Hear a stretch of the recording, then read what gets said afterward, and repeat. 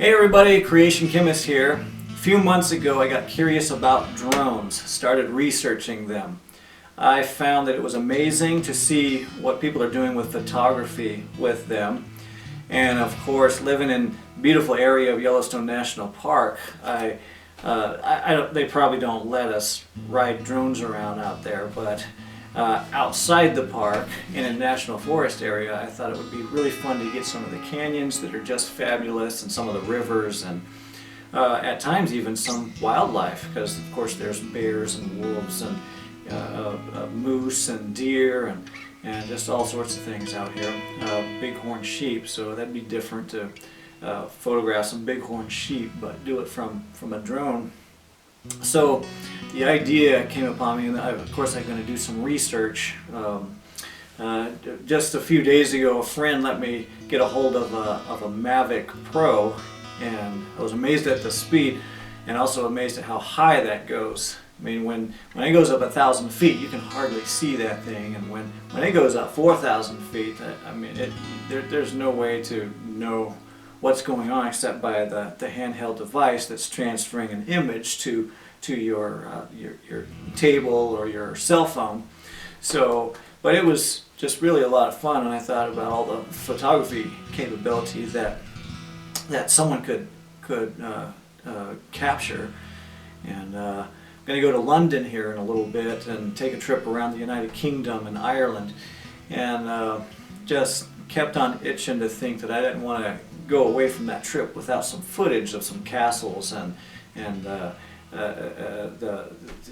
so many areas that are found in literature or great writers that have influenced us or all around the United Kingdom. The Giant's Causeway, the Cliffs of Dover. There's just so many things that are over there. Once I started researching the United Kingdom, it's just amazing. So I didn't want to go without that. I also heard that they're going to put regulations on drones starting August 2019. So that's coming up. I know it's far away, but I know it's coming up also. So I thought, well, you know, this might be the time to get a drone and to take advantage of the capabilities of photography that I might miss if I didn't do that. So Mavic Pro was really fast. Battery life was pretty okay. My friend had 4 batteries, and so he would just flip them out. But you could do a few twirlies and, you know, go quite a ways with that Mavic Pro. I wasn't looking for something that was that big. So for me, after I did all the research and seeing the toy ones, that some of them are very capable, I still settled with either this one, the Spark, or the Mavic Air. So this is going to be the Spark. That's the one I chose. I had a really small carrying case, and really looking at the box, it's pretty small, even just in the box form.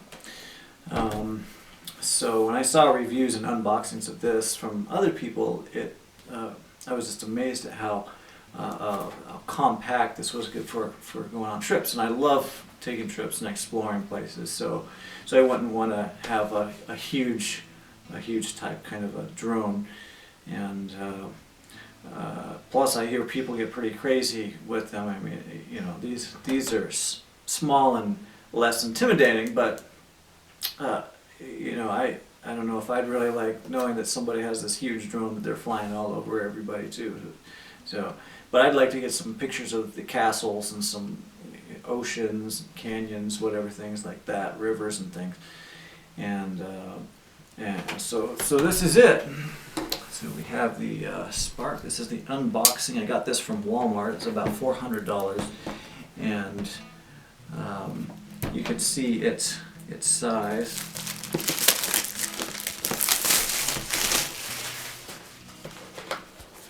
Christmas time in Yellowstone.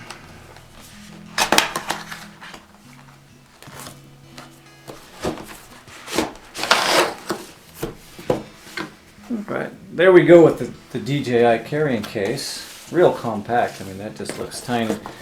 This supposedly comes with the controller, a battery. Everybody says you should have extra batteries. This just comes with one battery.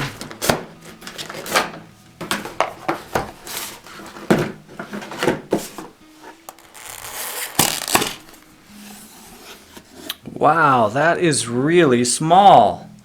I like that. That'll be great for traveling.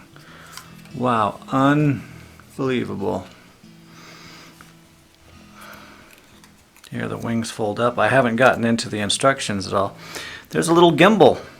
Really tiny gimbal. I love it. It is so absolutely small. Who wants to carry around a big huge thing just for photography? This does 1080p.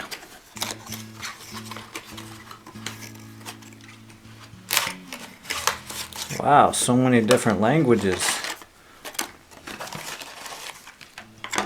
Okay. Charger. Alright. And the controller. Let's check in here. Oh, there's a cable in here. Got a cable over here as well. Well, good. I'm pretty excited about this. We learned what's in the box together. It's as the box says. I learned that if you don't have the radio controller, you can't really send it out really long ways. And it says it has a range of 6,500 feet, so that's over a mile. That's is almost like a couple kilometers. So really interesting that it can go so far. When I was using my friend's Mavic Pro, when it was out there, I mean, it was so gone. It was so far away. You can just ride and ride and ride with it. But anyway, with the, I think with the, if you just have your cell phone, you can use Wi-Fi, and it has a very limited range. But if you have this radio controller, you just put your cell phone in between here, clamp your cell phone down on there. It uses the radio frequency and the Wi-Fi, and you just control it with this. This is very similar to the Mavic Pro controls. You had like up and down and rotate and going side to side or forward and backward. So I'll get into that. I don't really know how to control it all that well. This is the first time I've opened this up. I'm just really excited. It looks really nicely packaged, very professionally done. It seemed like everybody was trying to be this, and they had that upgraded model that was the Mavic Air, or the DJI Mavic Air, but it was also $700, $800, $900, and get some extra batteries for $50. So it would take the price all the way up, past $1,000. So really excited about this one. Really excited about charging the batteries. A lot of people say you can get it up in the air for 10, 11, 12, 13 minutes, somewhere around there. So for my purposes, it seems like the kind of drone that's compact enough. I'll be able to go out, get pictures of Edinburgh Castle, for instance, if they allow me to take pictures of it, and up and down and recharge the battery. And eventually I'll probably get a few extra batteries. Everybody says like 3 is really nice to have.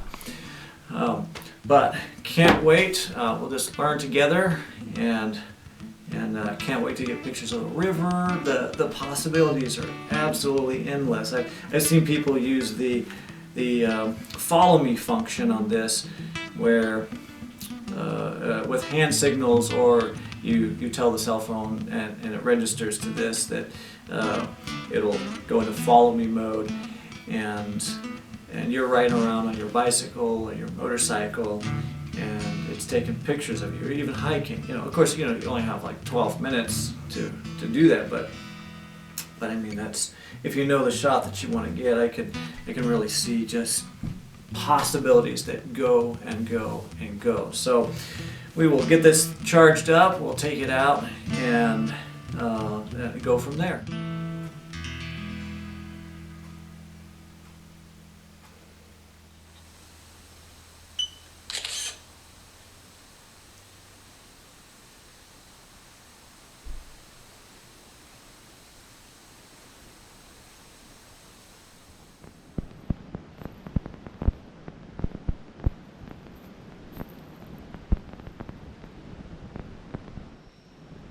got the DJI Spark controller and the Spark. I've gotten it to fly on one occasion where I linked from cell phone directly to the Spark. I was having trouble getting the communicator and the Spark to link up, and they finally did that. There's a process of pushing down 3 buttons and the controller will link up with this, but it's better to look at that in other videos that are very good on the subject. And anyway, got these two to link up. Now I've got the cell phone to link up to this. I did actually get that to work, and then it was telling me that I had a GPS error. But when I looked at the map, I found out that I was too close to an airport. And so what I'm going to do now is I'm out in the boonies, and I'll be able to test this out, and hopefully it'll be a lot of fun to get little Spark up in the air. Alright, I just had to calibrate the compass. It would not take off with the remote control. But now I see the connection. This is green, so the controller is synced with my device, and I'm seeing that the device has green LEDs.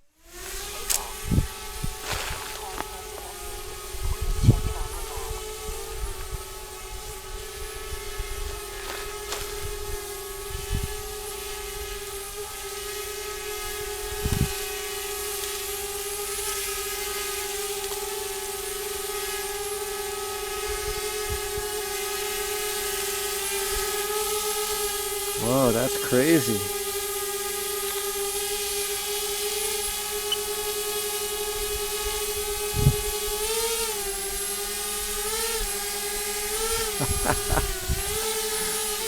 Wow.